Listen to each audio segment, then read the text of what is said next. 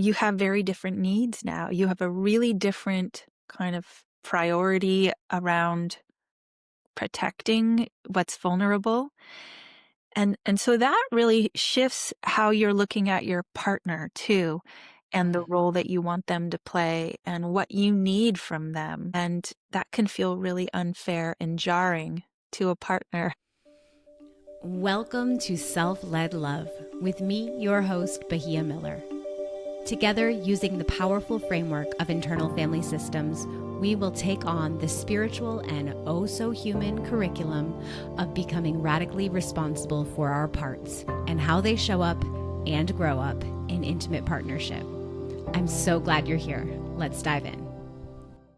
Hello, friends. Welcome back to Self-Led Love with me, your host, Bahia Miller. And today I am so excited. We have Jessica Tomich. No. Yeah. Yes, Jessica Tomich Sorci with me. And she is, well, I'll read her bio before I have expressed my little mom crush. But Jessica is the creator of the Mom Parts Method and author of When Good Moms Feel Bad, an empowering guide for transforming guilt, anxiety, and anger into compassion, confidence, and connectedness. As a psychotherapist specializing in maternal mental health for more than 15 years, Jessica has been a companion on mothers' healing journeys, helping them to discover all that their parts, even the bad ones, that they all make sense. Her work offers mothers a paradigm shift, understanding their most difficult emotions not as flaws to fix, but as meaningful signals from an internal system doing its best to protect them.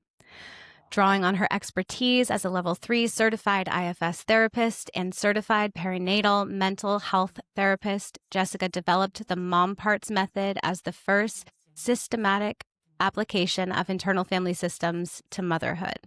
Jessica lives in Santa Cruz, where she trains therapists through her mother-centered certification program and leads the online Mom Parts community for those seeking deeper self-understanding and honest, supportive connection. Her work blends deep clinical expertise with creative expression, crafting transformative experiences that reach both hearts and minds. Thank you for being here. Thanks for having me and for being excited to talk about moms and parts. Yes, I am very excited. I have had my eye on you in the periphery of my IFS journey for a few years now, as I've seen you kind of putting out your trainings and your offerings for moms. And I actually have a history before I became a coach and an IFS practitioner as a birth doula. And so I've been hanging out with moms for a while now and witnessing them before I became a mother and as a mother. And also now I work with a lot of couples. And so there's so many things that I'm excited to ask you and talk with you about. Thank you for being here. I can't wait to get started. Yeah. And so where should we begin? Well, I guess first it's good to ask and to name, are you a mother? I am. Yeah. I have a stepson who's 19 and a daughter who just turned 16. So maybe it would be good to find out how you were drawn to this kind of work, this passion, this niche. Yeah. I think I started my interest in therapy from the standpoint of having been a kid who suffered a lot. So I was kind of a child advocate. I was worried about what was going on between parents and kids from the standpoint of having suffered so much and really trying to clean up the mess that was my psychology. So that was really what I was interested in. And I got into attachment theory and was just thrilled to be learning about how impactful, a mom's way of being, a mom's nervous system, a mom's psychology is with a child, especially a baby. And I felt so equipped after graduate school, and I was a new therapist when I got pregnant. And I was like, this is great. I've been through a million years of therapy already. I've got that deep education. I couldn't be more prepared for this baby who I want so much. And then I gave birth. And from like minute one, I was humbled by what shifted inside of me and just this avalanche of intensity and, of intensity of like fear and darkness and dread and loss and like all these things I didn't expect at all. And I still wanted that baby. I loved her. She was precious and never Mm. stopped being precious. That distinction felt so meaningful to me that this has nothing to do with being a bad mom or not wanting to be a mom, but whatever's happening inside of me is feels very dangerous in some way, like very big and scary to my own parts. I didn't know about parts yet then. And so that kind of crumbling of whatever like fragile infrastructure I had built inside of myself led me to get really interested in what the hell is going on in this new motherhood phase and how much help I needed. I needed to find attuned help. And that was not easy to find. And these are not things people were talking about. And I had to redo my whole life, like every single piece of it, from my marriage, my career, where I lived, who my friends were,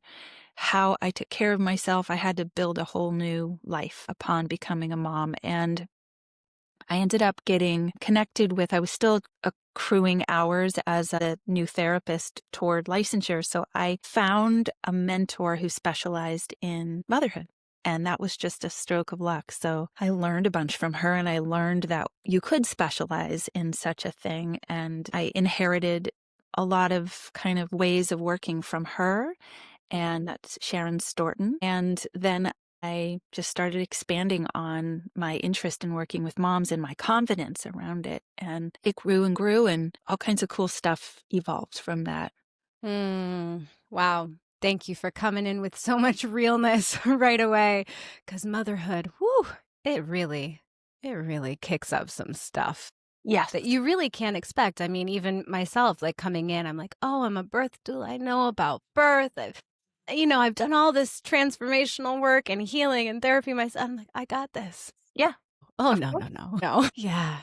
It is so humbling. It It's so is. humbling. Yeah, yeah. And so IFS and my specialty, right, is working with couples, and I see so many couples, right, that really experience the shakeup. The mom is part of the system of the partnership. And then when mom is having an experience in new motherhood, it affects the whole thing. And right, dad's having an experience too. But I think it would be maybe beneficial to talk about these mom parts that you have kind of defined. How do you define a mom part? What are these mom parts? Yeah. Oh, that's a fun Yeah. question. Yeah.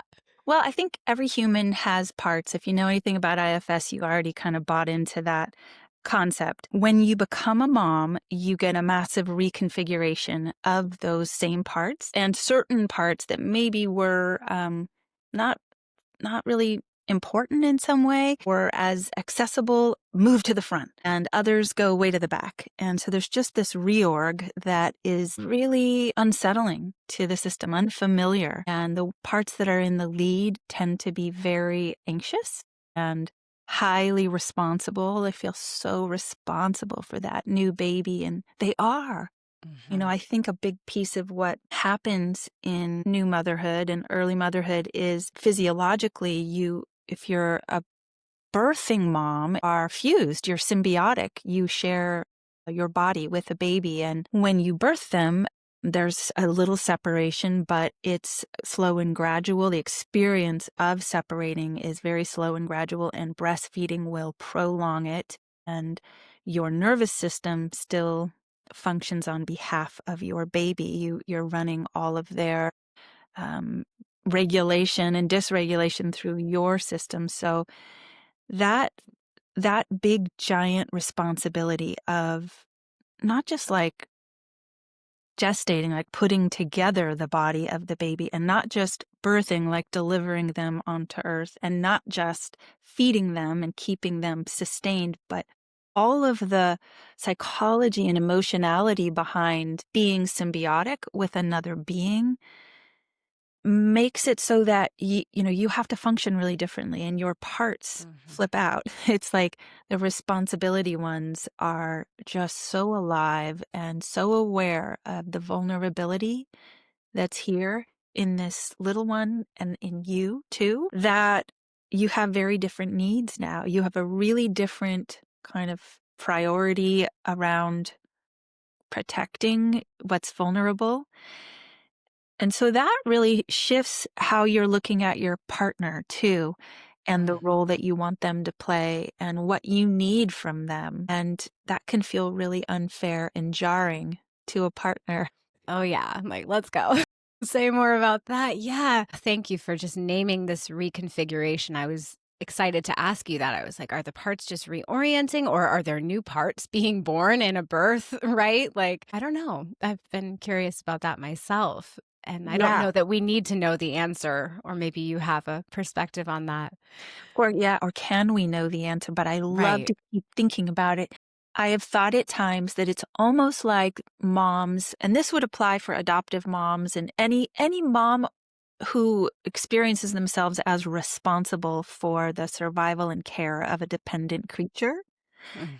The biological piece gives a lot less gradual kind of acquisition to it. It's like your biology kicks this in a way that's Yeah. non-consensual. It just happens, I think. Whereas when you're growing an attachment with someone, it can take longer and be more gradual. Being born. Yeah. Um, yeah, I think that your parts have always been here, especially, the ones we talk about in IFS as exiles. I think of them a little differently in the work that I do. Mm. Um, of course, that's always been here, but the bringing in of this new life and your experience of being responsible, it's almost like you own a piece of that baby in yourself. I've thought about there being like a Mm. part that represents the baby that moms Mm. carry, and I don't obviously know if that's exactly right, but it feels that way for so many of us. Like we have almost like a beacon or a GPS that's on the baby and tracking the baby. And it's in us and we can't get rid of it, even if we wanted to. It doesn't shut down. And Yeah. holding that one, along with whatever GPS you have for your own safety and security and well being, is just a real, a real change. Mm. Yes. Yes. Thank you for naming like the biological component. I still like jump up in the middle of the night if I hear a peep from my kid's room, and my kid's 3.5. And I'll just share my little piece here. Like I have some of those intrusive thoughts, like those moms, and I'm like, oh yeah, I can feel that little baby, like the connection that it's inside of me in its own way, my son. And yeah, so thanks for naming that. And the nervous system component of this, that it just turns on. It's not like we're choosing it. No. And that, yeah. Okay. Okay. So all of that. And then our partner is there, and we're a different configuration of a human being. Yeah, And our partner's there, and there's a baby, and there's less time, and there's less sleep, that's right. and we're different. And we're different. And we're different. And Yeah. it didn't happen the same for our partner. If I'm the one that birthed the baby and I have a partner, that thing about growing an attachment goes on for my partner.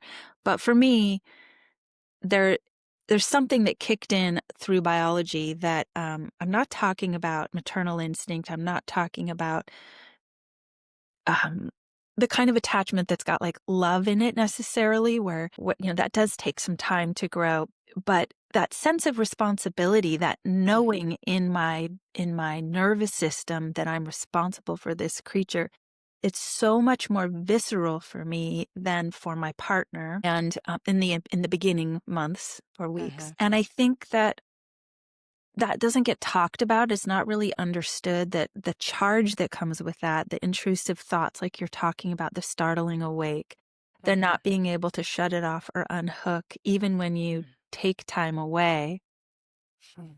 that costs a mom so much. It's such an expensive experience Mm. physiologically, having running that baby's nervous system through our own. And I think if we're talking about a heterosexual couple, it's like the dad notices the mom is no longer his Mm. and isn't really tuning into him in the same way. And he has his own, righteous kind of grief around that.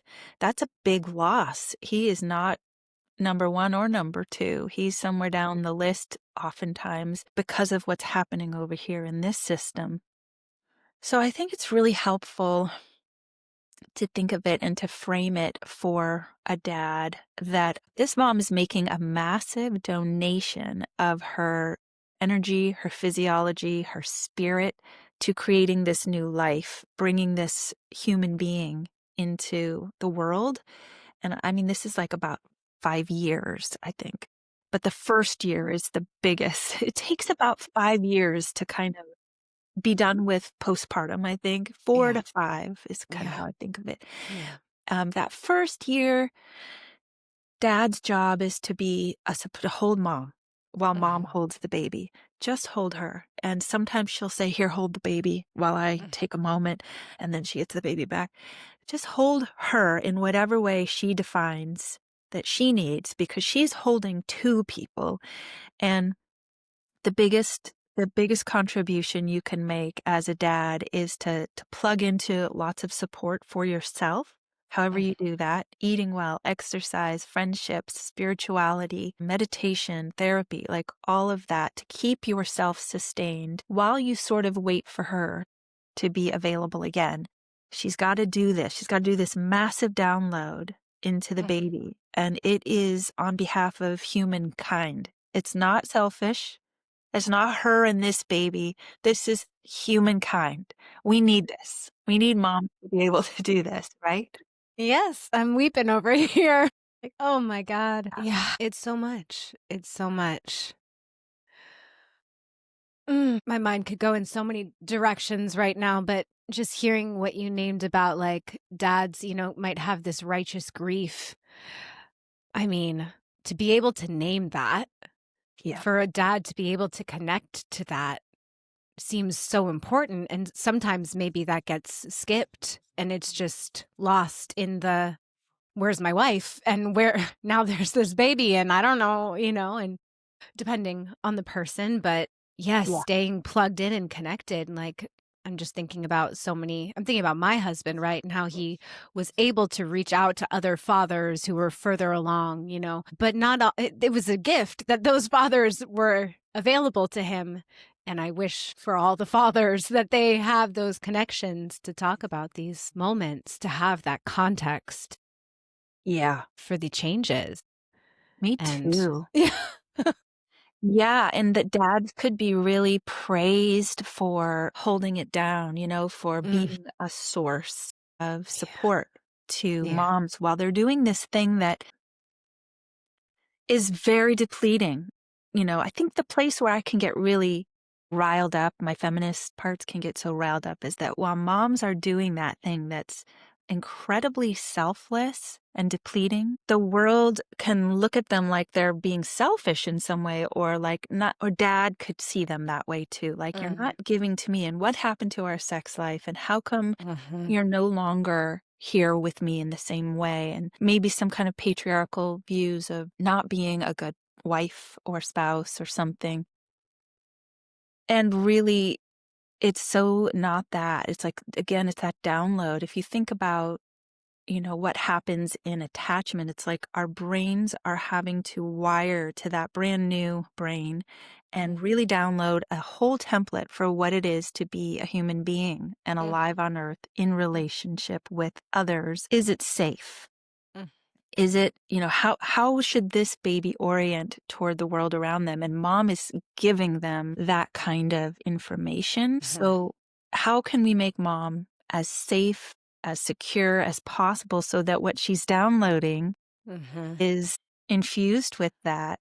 mm, I'm thinking mm, about what Gabor Mate says about, like, when he was born in a context of war among, I can't remember, I think Hungarian Jews. I can't remember what his background is, but his mom, it was incredibly dangerous. They were like running and hiding, and his nervous system got imbued with all of that energy of what it is to be unsafe. And, his Mhm. mom didn't have anywhere near the care and support she needed, the safety and security. And he feels it to this day in his body.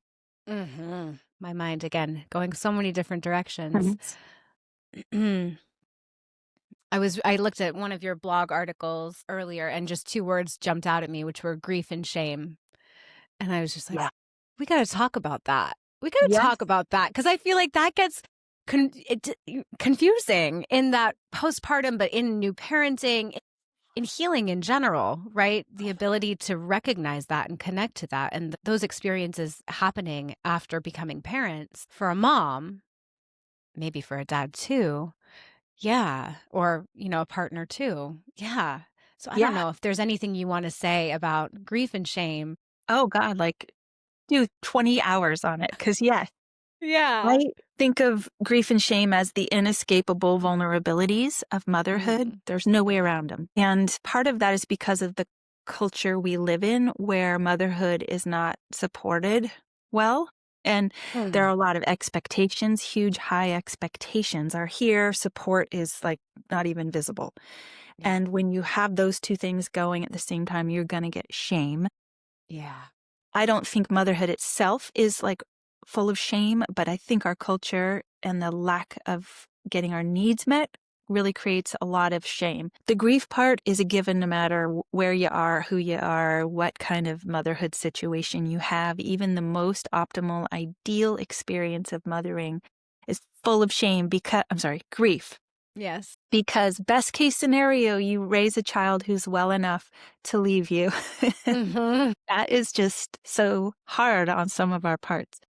Mm. And then all along the way, there's lots of trailheads that lead back to our own shame. Mhm. And I really think about with shame when it's held in a spacious, healing way, it tends to kind of distill down to grief.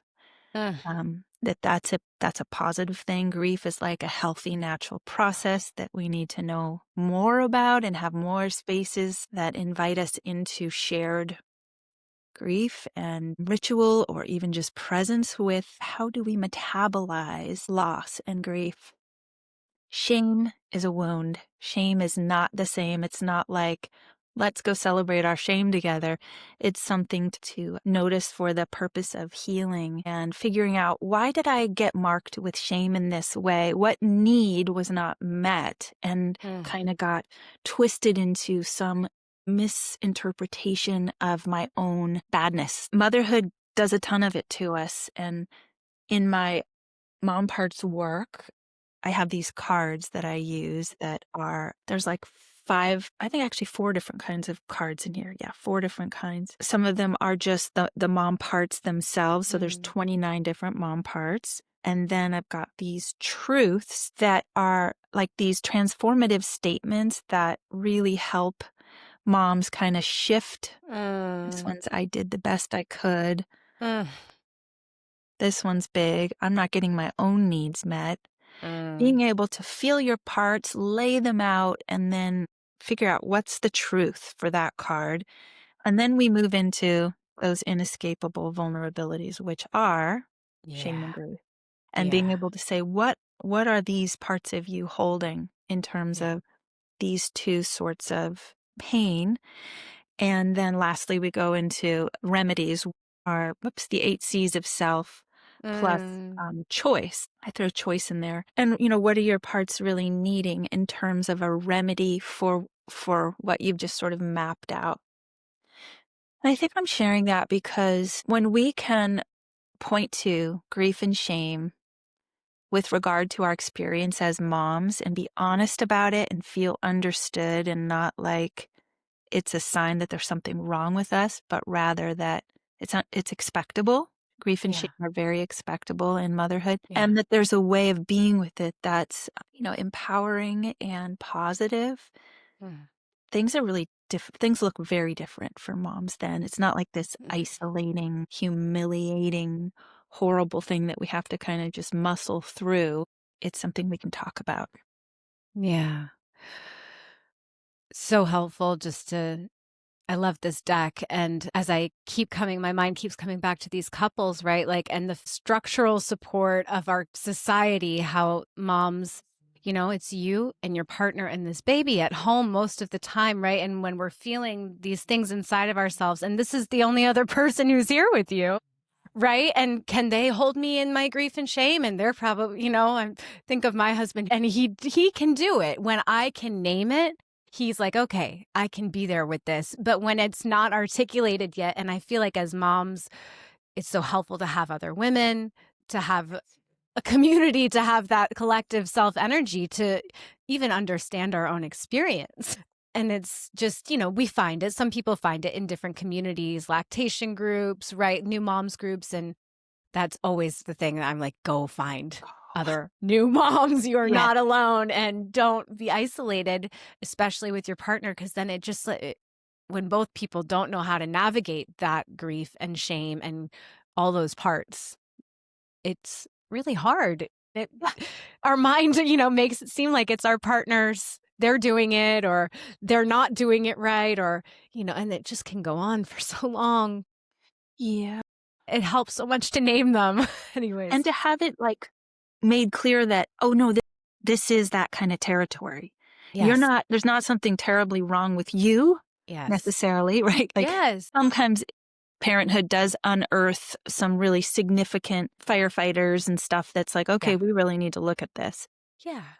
But this experience of feeling really confused, really sad about it, like a lot of grief. There's so much loss in motherhood and in fatherhood too, but I focus on motherhood. We lose our old bodies. They're not the same. We lose our ability to think the thoughts we want to think uninterrupted because we're constantly interrupted.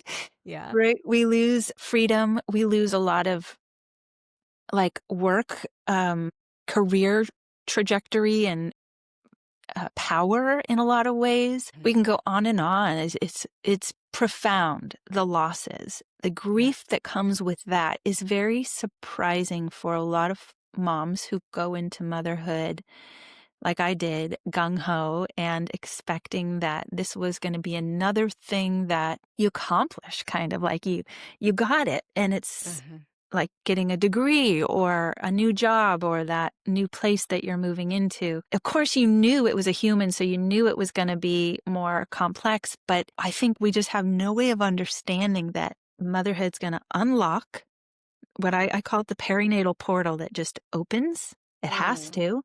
Because of that download, we have to access all that we know about attachment and what it is to be a human being on this earth in a vulnerable way to connect it to our baby. So that means that when you become a mother, you're going to open up all your old wounds and all your most tender stuff, and you're going to be visited by it again.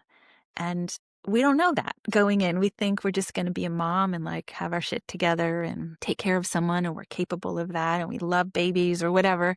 But no, you're going to do all that with your exiles, just blaring, and a lot of your kind of more finessey managers being offline, and a big sense of responsibility. And all that goes with that really at the forefront. Yeah. It's so much. That download, right? The download. Here, let me see if I can form this thought. My mind stopped working in the same way after becoming a mother. And it never quite goes back, It just never, or maybe it does. Tell me. I think it will. How's your sleep? Are you sleeping? No, yeah, I am sleeping now. And it took a while. For the first year, it was pretty gnarly, but we got there. Yeah, it takes a while. And then I think, well, here's another unfair thing is that for so many of us, perimenopause creeps in just as we're like moving out of young babyhood. Right. And that greets us with a whole new cascade of interesting hormonal shifts that change our parts. Oh my goodness. Yes. And then our partners are like, why do you keep changing? Yeah. Where's that person I married? Oh my gosh, where is she? Yeah, parts of her are in there. She right. just keeps getting an upgrade. Yeah, a rearranging, My goodness. which Yeah. gives you this opportunity to look at stuff you wouldn't have otherwise, and then Yeah. do that upgrade, that healing. Yeah. Isn't it amazing, right? That so many women these days are like, oh, I want to download this blueprint into my child, like by breaking the chains, right? You hear so often, like, I don't want to pass these pieces onto my child, but then it creates an anxiety that I'm going to pass these these pieces on, Yeah. right? And so the intention is so good. And that anxiety often, I think, brings people into healing and into forces them into connection with other people who are doing that kind of work. And what Yeah. a gift and amazing that that consciousness is here, at the kind of leading edge in our world. And wow, I just am in awe of mothers who are willing to do it while they're parenting, while they're exhausted and trying to tend to these tender, raw pieces. I just wanted to name that because it's so much. It's so much the pressure to be a cycle breaker, right? Yeah, yeah, yeah, yeah, yeah. Yeah, you saw my part there. Yes. Yeah. And I hear that a lot, and I felt it myself. Mhm, And, I think one of the things I like to tease apart in there is what part of you wants to be a cycle breaker and why. Right. And like you mhm, said, such good intentions, so much mhm, courage. And it is, we are really looking at the nexus of like healing for humanity because of that desire to be a mhm, cycle breaker. And I think without some care and holding and unblending in those parts, it does just end up being more pressure on moms, almost in a mhm, weird way, like another version of like patriarchal pressure on what it is to be a good mom. Now you have to also be a cycle breaker along with like making your own baby food and mhm. getting a kid to, get good grades or be polite, or I don't know, there's just so many things that this cycle breaking one Yeah. starts to add on. So I really like that, and that you brought this in and that we're talking about it, because I think if we look closely enough, there's like a something inside of you, and I would call it your own inner baby. Inner child is fine, but I use inner baby to really bring home the fact that it's very vulnerable inside of you. Your own inner baby doesn't want to feel a certain kind of pain anymore that you felt growing up. And so you've got protectors that are like, we are not going to have any more of that pain. We're going to make sure it never happens with our child. Mhm, And again, very valiant, very important. But could we look at your inner baby and listen mhm, to her and explore what it is she's holding, so that we can start to understand how those protectors, in some ways, are really acting on behalf of your pain more than mhm, needing your kid to manifest a broken cycle. Like your kid's just going to mhm, be who they are. mhm. And you're going to see some of the old stuff that you didn't want to see again. Mm. And so let's tend to your inner baby, because Yeah. that's where it's really hurting. Yeah. I appreciate that so much. And I'm like, oh, I wish I was thinking about my inner baby when I was, breastfeeding my child or postpartum, those moments. Yeah. And I was Oh, doing some of that I with bet. with my husband too, right? Really examining and not even examining, but just like making conscious the cycles that we were getting in that sometimes felt like they weren't even ours and they were ours. And yeah, there's so There's much so much pressure to be pressure. doing that. Thank Yeah. you for naming that and Yeah. holding that with so much care, right? You hear this like, oh, being a good enough mom, right? Good enough. I have a part that's like, no, it's not good enough. No. But really, really, at a certain point, it's good enough. I And know. Nobody wants to yeah. be good enough anymore. Everybody I, wants to be fantastic. well, yeah. Yeah. It's hard. The good enough is just doesn't like it's not sexy. Yeah. I always strove to be like, and, I got good grades in school, straight A's, whatever. And I'm like, I just want to be a B. Just I wanna just, just want to be a B now. Yeah. I like that. I think of that as like mediocrity. What if I could Right. just, be with these parts and let them be mediocre, Right. mediocre? Right. And that feels to me like a real growing edge and a worthwhile aspiration. You know, it's working for me right now. Good. Mostly. Yeah. Yeah.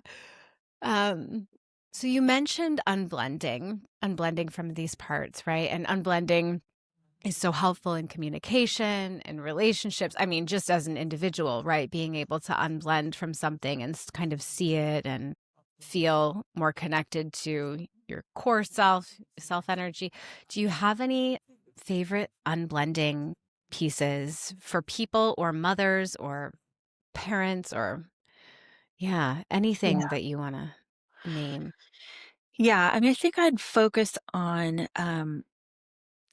this process, the mom parts method, so to speak, of naming your mom parts. And the way I do it is walk folks through, a meditation of sorts that's really simple, just like remembering back to a time when you got triggered or activated by a mothering experience and bringing yourself back into that and what happened and who was there and what did you notice in your body, what came out of you, how did you feel. And so it's just a short meditation, a few minutes. And when we come out, that's when I hand them the mom parts cards, or I'll use a PDF if I'm working with somebody online. And I show them these parts. And in a way, that's not how we do it in IFS. You don't tell people the names of parts. You let Mm-hmm. them generate their own parts. But with this process, and I think with people who've maybe never done therapy or don't know anything about IFS or parts, to see words like superwoman, suicidal, self doubt, Yes. responsible, resentful, regret, rage, perfectionist, panic, they can start to pull some of these. And it's maybe the first time that they've given themselves permission to use words like this for Mm. experience they're having. And Mm-hmm. now all of a sudden it exists, on a card in a context with other people where it's like, this must be okay then. If this exists, then Yes. it's not just me. And so there's new kind of permission and acceptance already. It exists outside of me to thing. Now there is some unblending that's already happened, just naming the parts. And when I train practitioners, that's something I say often. It's like, if all we're doing is helping people identify their parts and notice that they have them and have this new concept of being, multiple of like, I'm not just a good mom or a bad mom. No, I'm a mom with all kinds of parts, some of which my system thinks are good and some of which my system thinks are bad, some of Mm-hmm. which society thinks are good and society thinks are bad. But I Mm-hmm. can have all of them. I can have all 29 of these and whichever Mm. other ones I locate. And then I can talk about them and I can get to know them.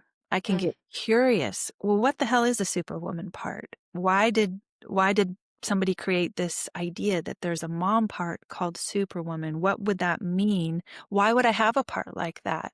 What's her Mhm. job? What does she do? What is Mm. she afraid of? Like, when Mm. did she show up on the scene and what brings her here? And what is it she'd really like to Yeah. have happen in the world around her? Or later on from me. That idea is kind of Mm. another level, I think, of comprehension into IFS, like helping parts know that there's a you here that could help them, that you're kind of like an inner mom and a resource for all these parts that are working so hard to do the incredible managerial job that motherhood is. You're here to help them and to hold them. So what does your superwoman part most need from you? These are all kind of unblending techniques that are a little bit, what's the word, like sneaky. Like people don't know they're unblending. It's not me Mhm. saying, can you unblend from that part?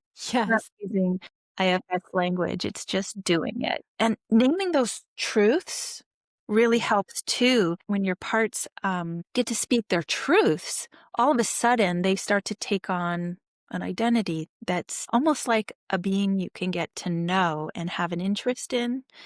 That's unblending.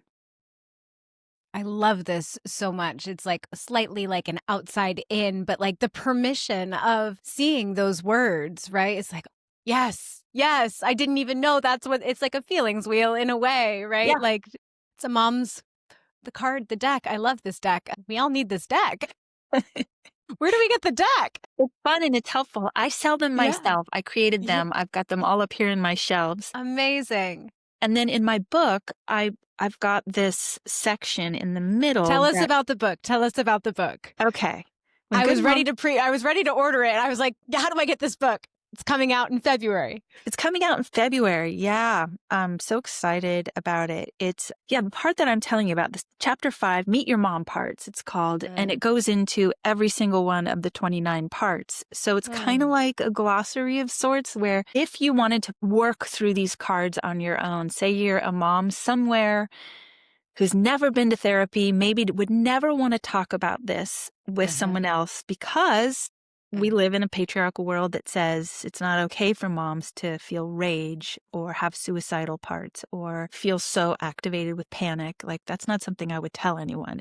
If that's the case, you can still use the cards, give yourself a sort of, it's almost like a tarot reading, like lay them out, figure out how they work together and what's the best kind of representation of what you're feeling inside, and then go through here and read what these parts are about. Each one of these definitions, I did my best to capture that really paradoxical and thrilling aspect of IFS that really is what grabbed me, like, oh my God, a part that's blaming other people has good intentions. I thought it was just a jerk, but no, it's trying to help you. And so I really tried to capture how each of these parts loves you in some way and what it's most afraid of, what it's most hoping for, and then how your inner mom, that self energy, can help your part.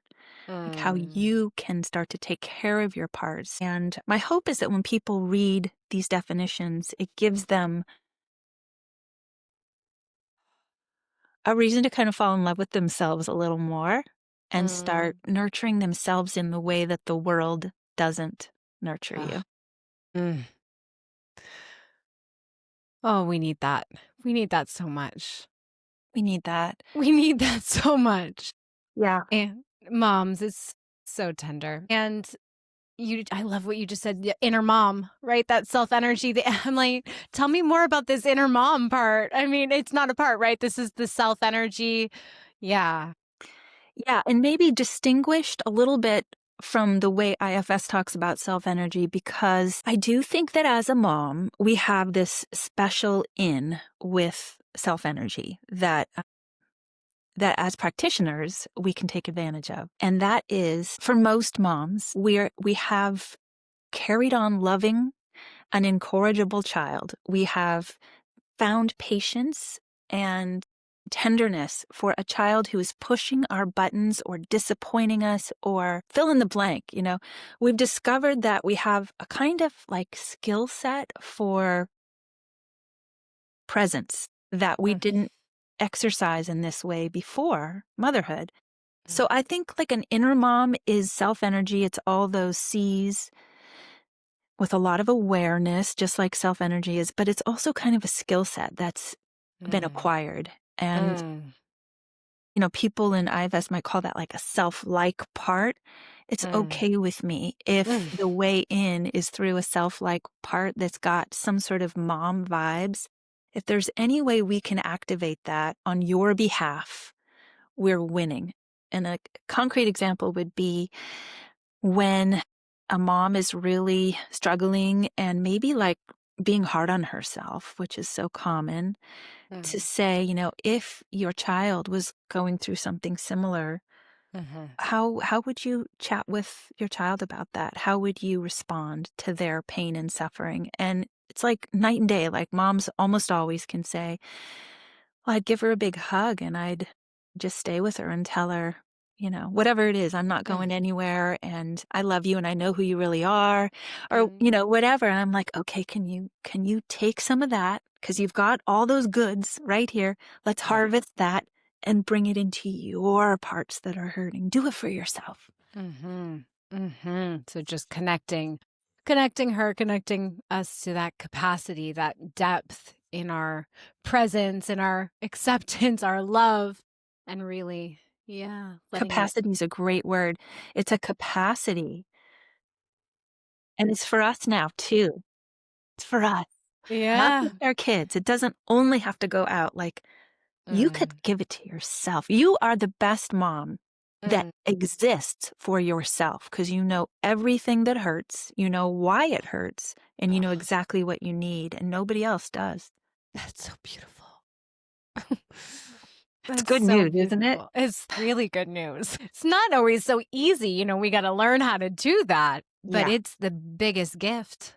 It's It's the such a biggest gift. gift, and unlike a 3D child who has a ton of needs and they're urgent, Hmm. when it comes to your parts, even if you get to them much later and only Mm, briefly, it tends to mm, be, mm. like, plenty, Thanks for naming that. That's so good. right? I've experienced that, of course. Yes, Yeah. yeah, that's good news. Yeah, not so much pressure to, like, Yeah. do it all just right. It's like, you can let your inner baby know, "Oh, I see you. Yeah, you're really hurting and scared, and you've got this kid that you've gotta tend to, and the phone's ringing, and the dog's gotta go out. Mm. Can you wait? I'm gonna get back to you later tonight, and then you can go do all these things, and then later tonight, you come back to this part." And sure enough, that was okay. Yeah, yeah, that's so good. Oh my goodness. Well, I feel like we could talk so much more about so many different aspects. And I'm just really grateful to touch in about moms and just this. I'm just checking in with myself to see if there's anything more like about kind of the systemic nature of parenting in relationship with moms that might want to be named. Because I feel like what we were just naming was like some of the gifts of motherhood, right? And then there Yeah, are burdens, right? Which is kind of the like, not that responsibility for a child is a burden, but it is something else that we are holding capacity for, yeah, right? And children feel like burdens. And oh my gosh, like that, I don't want to get mixed up in that. My son said to me the other day, he's like, Mom, I feel like you don't even want me. And I was like, What? I said, What, honey? Oh my goodness. I got right down with him at eye level and I said, I want you more than anything in the whole world. I'm so yeah. sorry if you ever feel like that. You're the most important thing, right? Like, just, and then he was Oh. like, Okay, I'm going to go play now. All right. But those moments, right? Like, we can, They really get to yeah. our parts too of feeling like, "Oh my gosh, I've missed something," or "I'm bad in some way," or "not enough." And I Ugh, remember how that felt because I something in me has felt that way too. yeah. And one of those, like, little moments or distinctions I think that mom parts privileges us with is in a moment like that, you did such a beautiful job of, like, meeting his need for hearing from you. You're the Mm, source for him. You are his self-energy in a lot of ways right now, and you were mm-hmm. able to, like, show up and give him that, and that's he'll carry that with him. It sealed it up, and he got to go play. And as kids get older or opportunities arise, it's hard, but we have this opportunity to, like, notice our own parts that just got triggered by that statement, the child's, displeasure with us or their pain, and still get interested in, "Well, tell me about that," "What's going on in you? What do you think your parts are saying right now? Who inside of you is feeling that way, and what is it that made him feel that way?" And getting Mm-hmm. curious, especially through, like, older childhood and adolescence, because that person is gonna go off in the world with that system and some insights into their own parts, which they may have brought in with them separate from any mothering you did or didn't do. Mm. Aw, yeah. These spiritual curriculums we get, my God. Right? Woo! Just dancing with each other the best we can. Yep. That's a great way to put it. Oh, yeah. And so, yeah, so and the partners do you have any last words for the partners of the moms? I mean, so much compassion for the loss that Yeah. happens, Yeah. and there's just inherent Grief and loss, I think, fatherhood, a feeling of being left behind, not as important, not part of the intimacy of that dyad. And so I think just lots of encouragement around like, it's not going to stay that way. Mm. It's a Mm. beginning. And I have told couples who are about to have a baby, it's kind of a little silly or facetious, but like shake hands, give a hug, and say, I'll see you in a year. That first year is Mhm. really patching things together and holding to like everyone's still alive, everyone's intact. What does Yeah. anybody need in this moment? I see you for a second. Oh my gosh, here we are. And Mhm. now we're back into just, Mhm. kind of survival mode, a lot of crisis in that first year. And then over time, it's like, let's do some repair where, I lost you. I lost you. Mm. What was it Mhm. like to lose her? Mm. And what does that bring up in you? I think, Mm. men are not raised in our culture to be as relationally alive as women are. Mhm. Sharing a vulnerability, expecting to have deep, rich, vulnerable connections with other men. Mhm. So oftentimes it's only their woman that they have that kind of connection with. Yeah. And so when she Yeah. goes offline, Yeah. they've lost everything. Yeah. And I feel a lot of compassion for that, and I think it's an opportunity to build, like you said, your husband's got a richer network. That's He's what got a few. He's got a few. Yeah.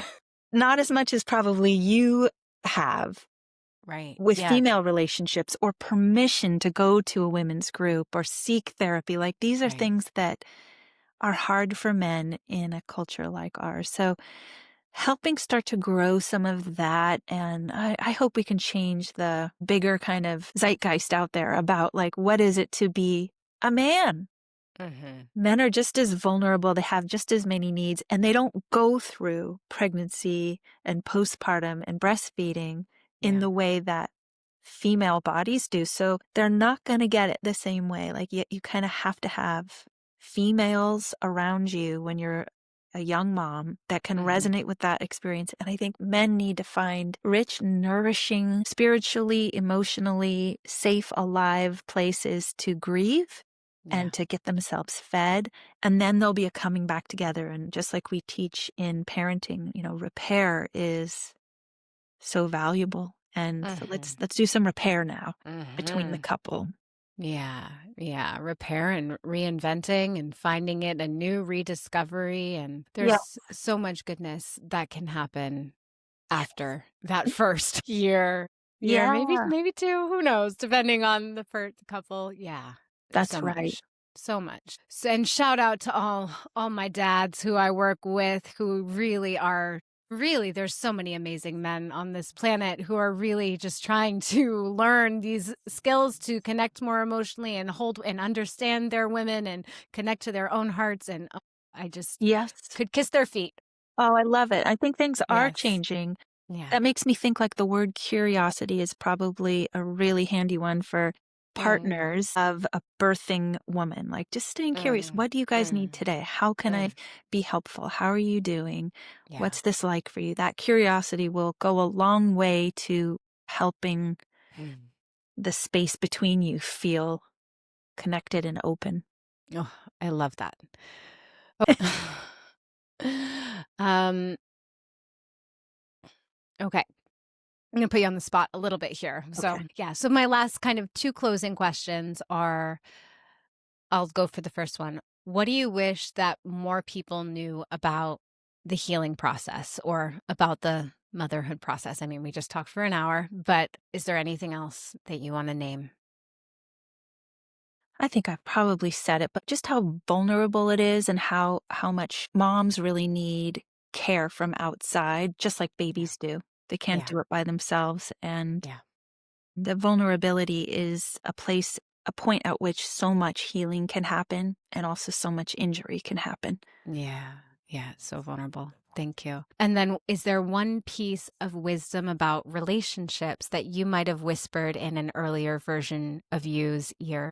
Yeah, I think a favorite nugget of mine is you can listen to another person with an open heart and not agree. Mm. Yes. That's a skill Yeah. and a practice. And it goes so far to building goodwill. Like, I'm going to listen to you open-heartedly, even though I have a really different perspective. I'm Mm. still very present here with you, and I want to hear what your experience is. Like, that's so hopeful. So hopeful. Yeah. It's so hopeful. Thank you for naming that. Oh, I love it. Well, thank you so much for this conversation. Tell me more about where people can find you, can get connected to your work. Yeah, momparts.com. I've got the Mom Parts community for any mom who wants to learn more about her parts and watch videos, join live events, understand more of the stuff that we're talking about here. Mhm. And then I've got a certification path for any practitioner that wants to dig into mother-centered work, understanding how patriarchy impacts matrescence and how working with mom parts is a way back to empowering mothers and putting healing into their hands. So all of that is on my website, and I've got this new book coming out in February that I'll be making the rounds and chatting about.